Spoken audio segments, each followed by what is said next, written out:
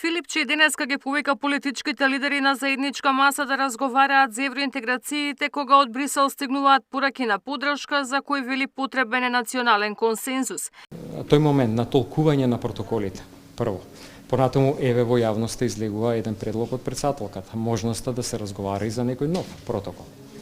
Третата работа, да изнајдеме начин да можеби се модифицира работата на историската комисија, да побараме на странски експерти да присуствуваат и да учествуваат во таа работа. Например, луѓе кои што имаат искуства во своите земји. Меѓутоа, ова е работа за која што сепак лидерите на најголемите партии треба да се седнат заедно, и тоа овој временски период, пошто очигледно постои расположение сега во Европската унија да се поддржи овој процес.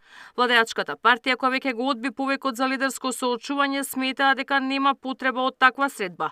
Обвинија дека Филипче само бара начин како да го зголеми својот рейтинг.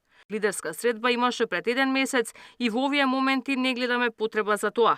Ако Венко сака средби, тие може да ги оствари со неговите коалициони партнери Ахмети, Таравари или Димча Апасиев. Тоа се исти луѓе со исти вредности. Филипче нема контрола во партијата и само му слугува на другарот Зоран Заев, сака да факторизира со седнување на маса, реагираат од ВМРО ДПМН. За власта реформите остануваат во фокусот на делување. Реформската агенда повеќе не е документ на хартија, туку дневна обврска на институциите, порача вице-премиерот Муртезани, образложувајќи ги роковите за донесување на клучните закони за усогласување со европското законодавство.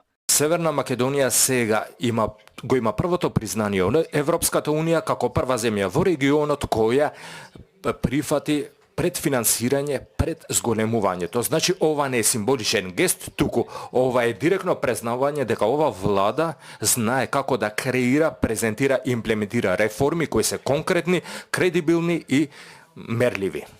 Реформите сега се на терен, имплементацијата на реформската агенда 2024 е во континуитет без разлика на политичката транзиција. Албанската опозиција пак бара итно спроведување на уставните измени за да се откочи процесот на интеграција. За продолжување на работите треба уставни измени да има. Значи ова е една конукција, не одат една без друга. И џабе збориме и за реформи и за агенда, нормално дека се многу значајни. Владата минатата недела усвоила 2 акта со насоки како треба да се спроведува планот за раст.